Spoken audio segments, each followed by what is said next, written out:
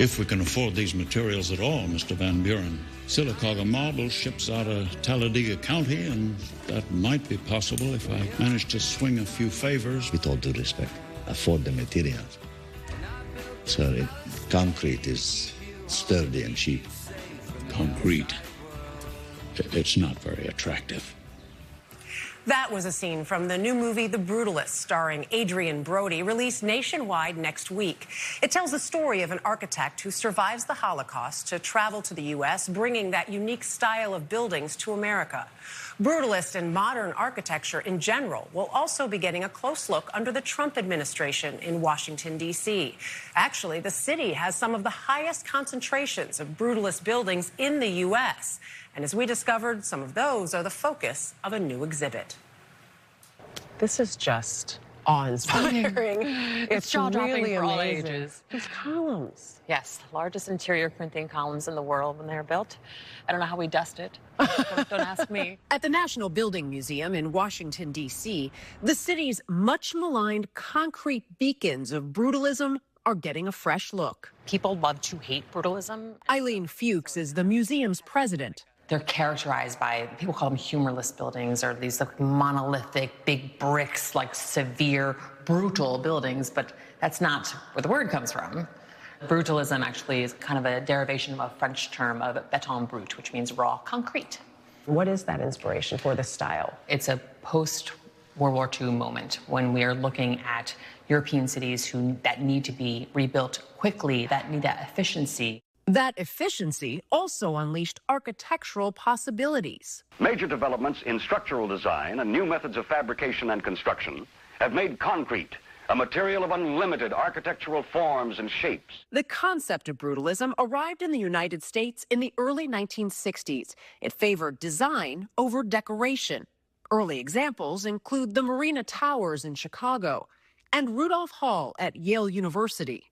We do not imitate, for we are a model to others. In 1961, President John F. Kennedy convened a committee to decide on a new building style that was efficient, economical, and provided a visual testimony to the dignity, enterprise, vigor, and stability of the American government. I was assigned to do work at this by Secretary Goldberg.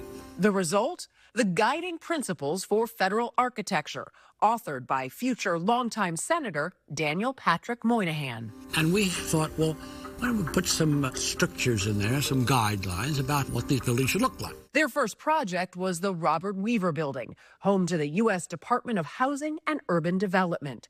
Others soon followed, including the Health and Human Services Building named for Hubert Humphrey, and perhaps most famously, the J. Edgar Hoover FBI Building.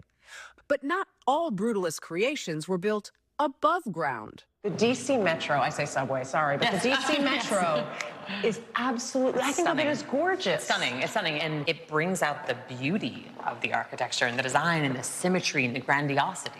The FBI building, maybe not as much. The FBI building, I believe, was at one point called the ugliest building in America. And now, with buildings like these in need of repairs costing billions of dollars, the question of what to do with them is looming.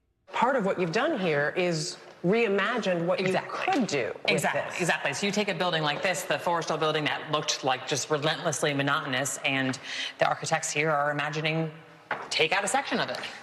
Bring in new light, bring in new use, bring in people who live here, work here, play there in a totally new way. This building is vibrant, it's different. Yeah, I think it's more interesting to work with something that's already there and try to adapt it to new uses. Jeannie Gang is one of the architects who participated in the Brutalist DC exhibit, including that reimagining of the Forrestal building, the Department of Energy's 1.7 million square foot headquarters.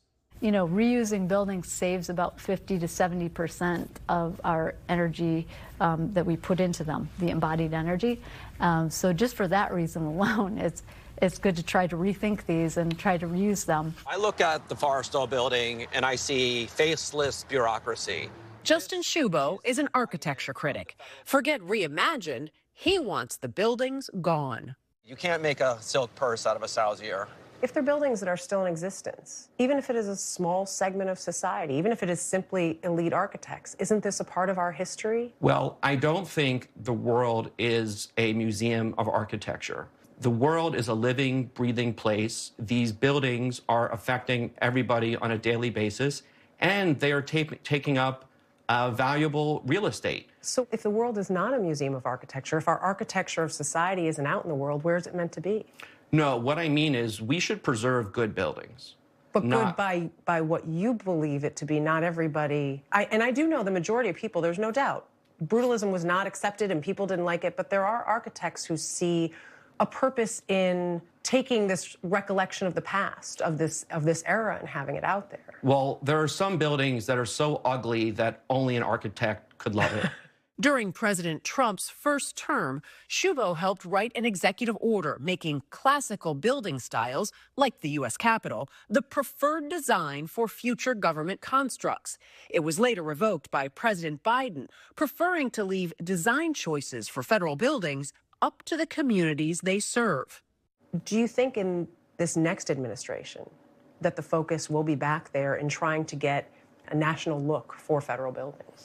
Well, I think that executive order was very important and highly popular with the public. It pointed out that the architecture of the American democracy is classical architecture. So this executive order wished to return federal architecture to that tradition, which essentially lasted from the founders up until World War II.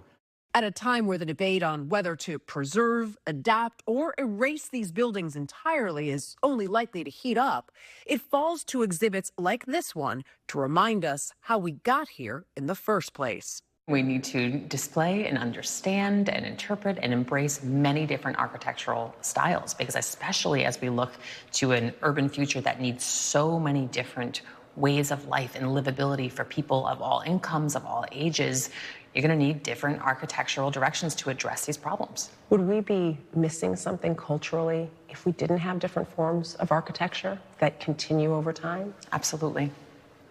You can see so much of American life and American fabric captured in the way the buildings have been built around us and in the way that today and our future generations are going to reimagine them. And it's obviously a fascinating debate. I thought also interesting, you know, they started this style because it was so economical to do, and now it's the economics of it that are part of the problem in doing the repairs of them. Oh, wow, that's interesting. Very interesting story. I think it's the hilarious part of the story with Patrick Moynihan is the Penn Station, the new Penn Station that bears his name, is the classical arts But tradition. it is, again, you have all these styles that are a part of our history and the fabric of who we are and represent so many. Yeah.